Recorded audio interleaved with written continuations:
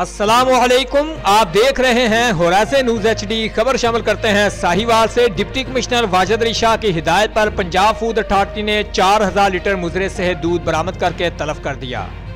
Punjab food authority का 55 पुलराना market पर छापा, मौका पर मौजूद अफराद फरार।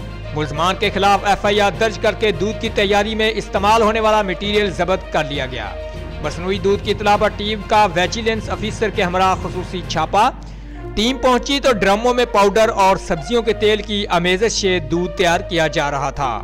मिलावट के लिए इस्तेमाल होने वाला खाम माल और मशीनरी कब्जे में ले ली गई। FIR दर्ज और मौका पर मौजूद 2 गाड़ियों को पुलिस की तहवील में दे दिया गया। रिपोर्ट महबूब चौधरी, सरपरस्ते आला, होराइज़न न्यूज़ HD।